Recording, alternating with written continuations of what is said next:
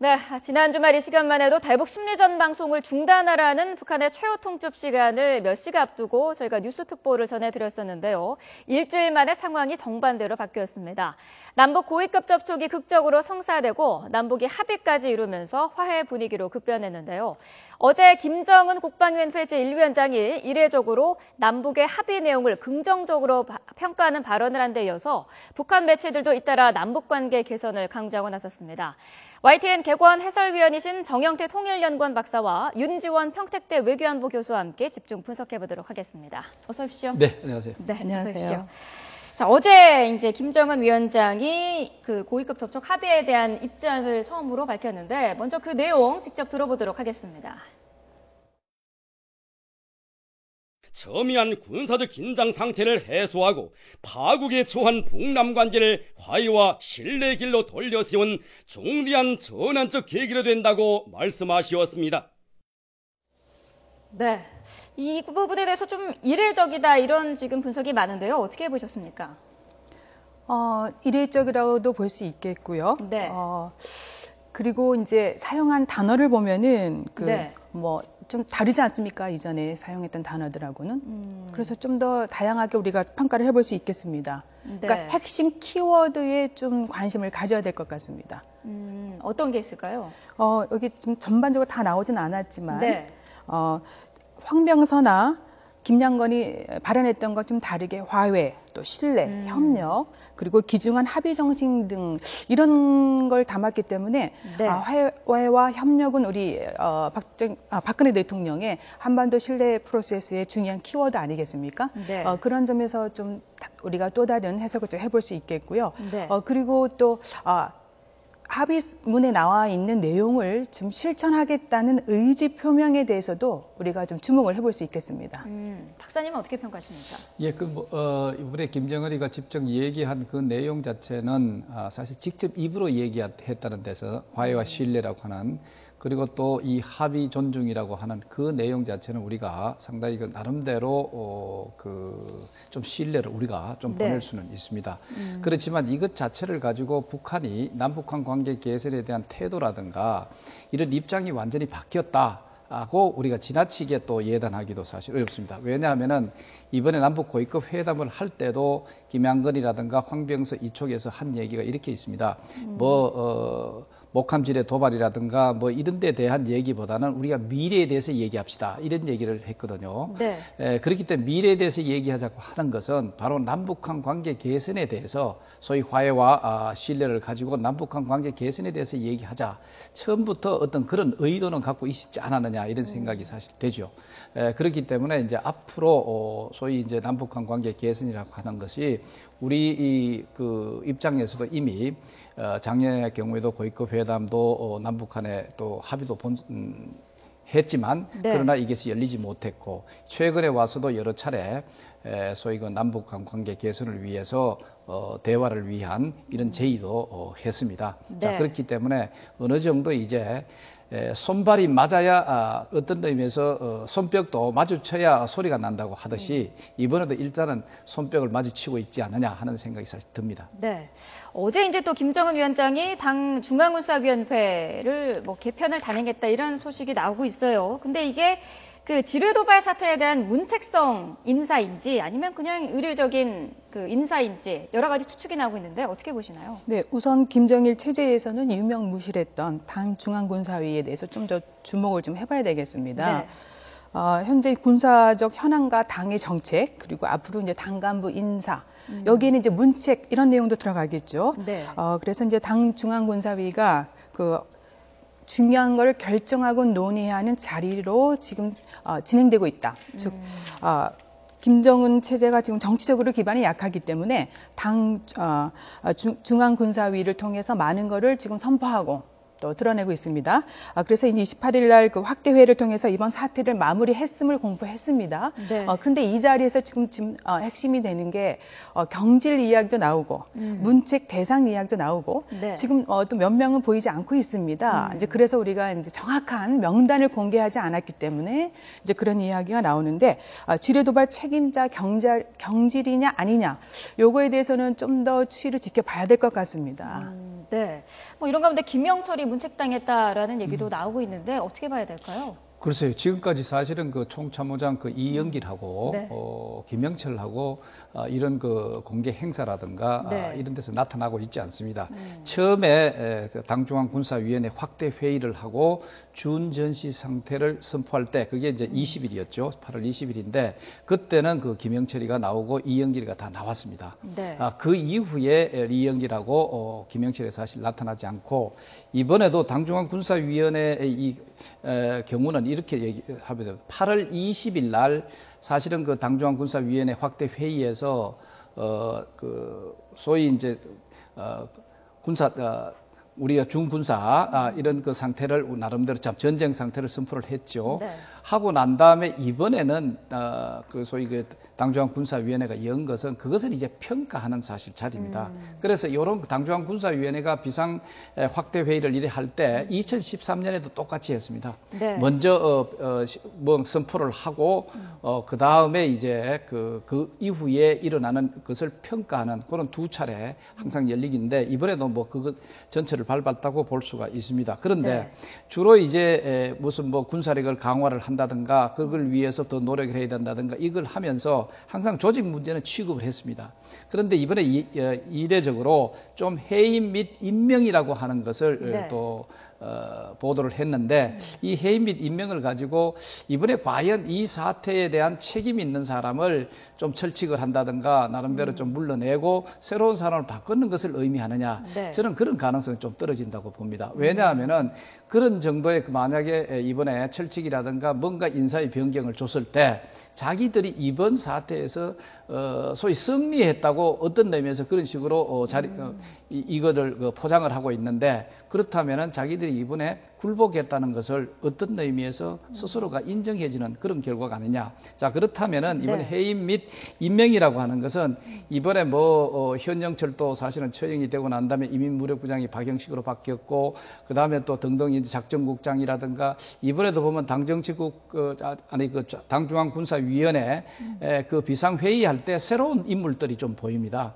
뭐 이런 인물들이 이 당중앙군사위원회에 새로 또 포진될 그런 가능성 뭐 이런 어떤 그 변화된 일반적인 해임 및 임명이 아니냐 이렇게 생각해 볼 수도 있습니다. 네. 만약에 문책 그 인사 가능성이 제기되고 있는 김영철의 문제가 생겼다면은 네. 뭐 두 가지로 우리가 해석을 해볼 수 있겠습니다. 앞으로 만약 그런 일이 벌어질 수 있고 아니면 이미 진행됐다라고는 한 가정하에 네. 그러면 우리 정부가 북한에게 요청했던 것이 책임자 처벌 아니겠습니까? 근데 이거를 수용할 가능성이 높다라고 볼 수 있겠는데 그런데 이건 아직 나타난 건 아닙니다. 네. 그렇다면 정말 수용했을까? 우리 지금 정 박사님께서 말씀해 주신 대로 그렇게 쉽게 또 우리가 결론을 내릴 수는 없습니다.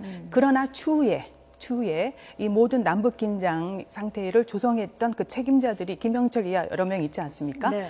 이런 사람들에 대해서 추후에 김정은이 어떻게 내릴지에 대해서는 우리가 예의주시하고 좀 지켜봐야 될 필요는 있을 것 같습니다. 그런데 네. 지금 전체 뭐 나와 있는 건 없습니다. 보도된 내용이 없기 때문에 네. 이제 우리가 이제 추측을 할 수밖에 없는 것이죠. 예. 알겠습니다. 이번에 또 북한이 그 지뢰 도발과 포격 도발에 대해서 어떤 입장을 밝힐 것인가도 상당히 관심이 있는데 먼저 남북 공동 보도문 내용부터 들어보도록 하겠습니다. 북측은 최근 군사분계선 비무장지대 남측 지역에서 발생한 지뢰 폭발로 남측 군인들이 부상을 당한 데 대하여 유감을 표명하였다. 네, 유감을 표명하였다라고 했거든요. 이걸 어떻게 받아들여야 될까요? 사과를 한 건 아닌 것 같고요.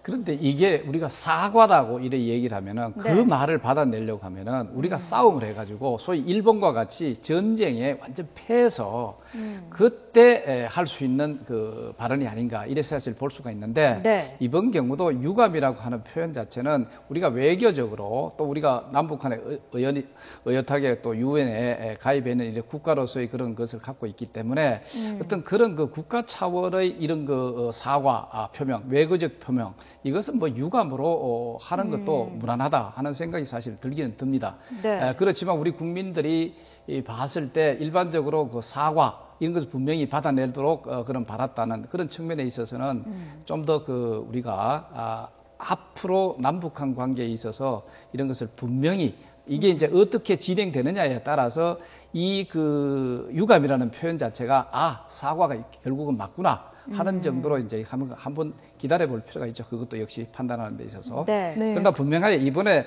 유감이라고 하는 것은 사과로 받아들이는 게 좋은 것이 그것이 바람직한 것이 첫째 이번에 중요한 것은 북측이라는 발언 그 자체를 인정을 했습니다. 이제까지는 그래 안 했습니다. 또 중립적으로 했습니다.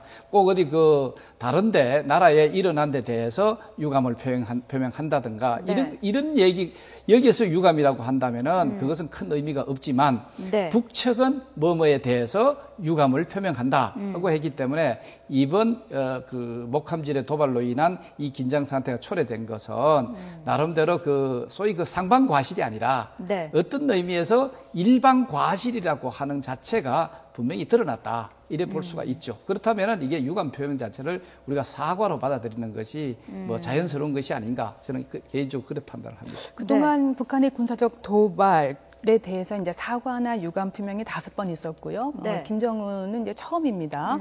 그런데 유감이라는 사전적 의미를 보면은 과거에 벌어진 일에 대해서 불운했다.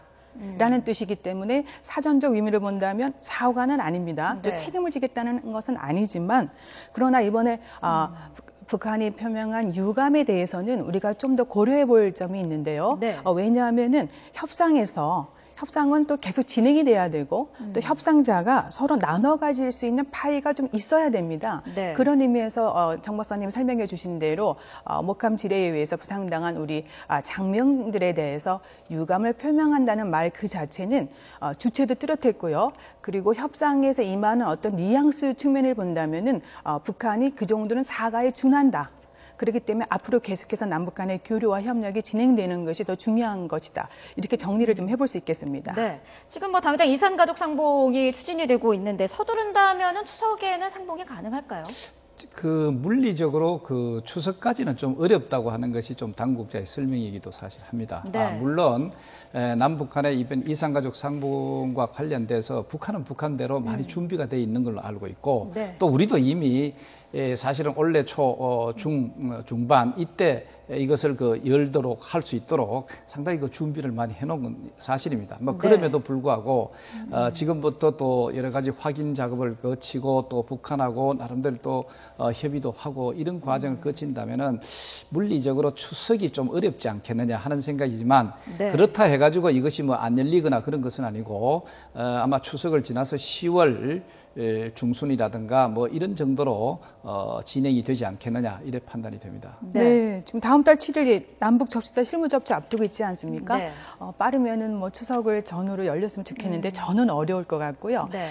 후가 된다면 저는 그 10월 10일 노동당 창건 기념일이 있기 때문에 그 전에 좀 열리면 어떨까 싶습니다. 네. 행여 또 남북한 관계가 경색이 된다면 이게 또 불발이 되거나 또 지연이 된다면 좀 이산가족 상봉을 고대하고 있는 많은 분들에게 또 실망을 안겨주지 않을까 싶습니다. 참 거기에 대해서 네. 혹시 그 이산가족 상봉 행사는 사실은 그 인도적인 행사입니다. 북한이 비록 앞으로 뭐 미사일 시험 발사를 한다든가 뭐 4차 핵실험을 한다든가 물론 그것은 엄혹한 그 우리한테 사실이라고 받아들여지지만 그러나 이거 인도적인 행사 자체는 아마 저는 간단 없이 지속되리라고 봅니다.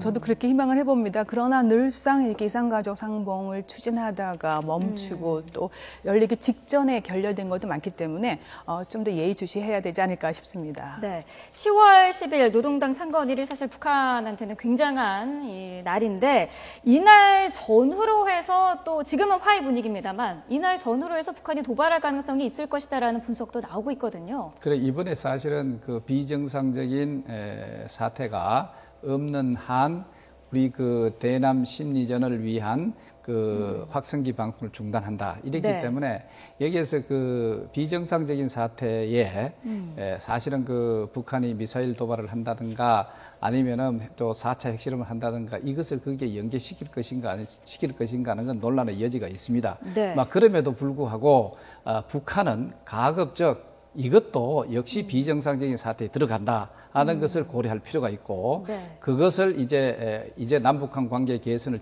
위한 적극적인 의지를 밝힌 이상 이런 데 대한 행태 자체도 사실 많이 자제할 필요가 있지 않느냐 이런 생각이 됩니다. 뭐 그럼에도 불구하고 북한은 사실 이게 별개로 칠 가능성이 사실 있거든요. 그래서 사실 그 당창건 70주년 기념 이때 10월 10일 이전에 전후해가지고 먼저 미사일 시험 발사사, 그들은 로켓 발사라 그럴 겁니다. 그래서 이것을 아마 평화적인 어떤 수단을 위한 하나의 발사 시험이지 결코 군사용이 아니다는 것으로 자리매김하면서 강행할 가능성은 있다 이렇게 볼 수가 있죠.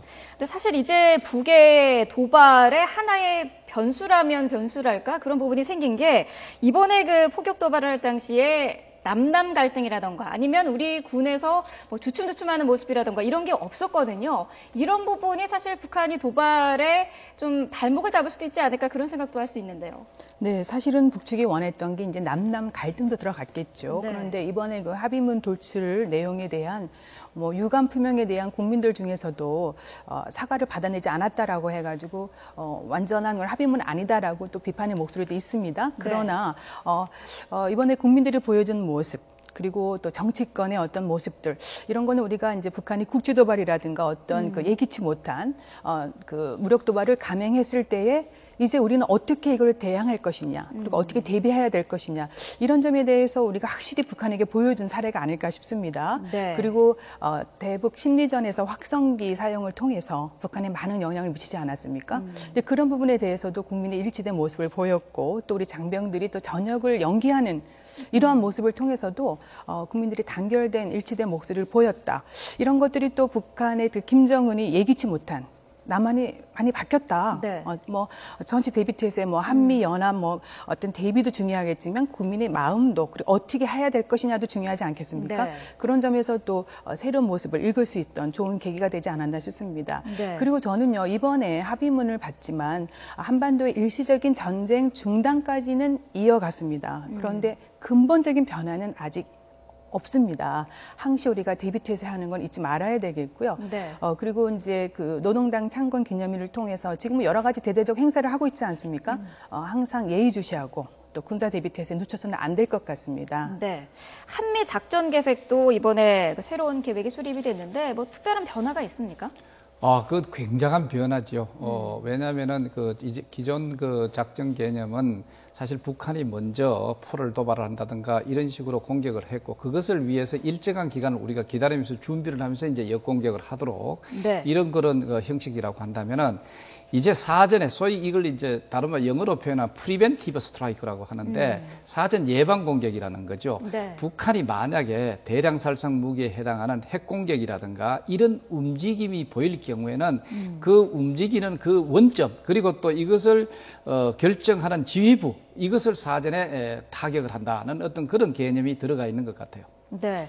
이번 그 작전 계획이 알려지면서 북한이 뭐 반발은 했습니다만 예전보다는 강도가 약했거든요. 네. 어떤 의미 부여를 할 수가 있을까요? 이번에 이제 얘기되고 있는 그 한미 작계 5015의 가장 중요한 핵심은 이제 그 징후가 포착이 된다면 뭐 네. 북한의 도발이라든가 대량 살상 무기 징후가 포착이 된다면 사실상 선제 타격하는 방안이 담겨져 있고 이게 완전히 확정이 된 건 아니고요.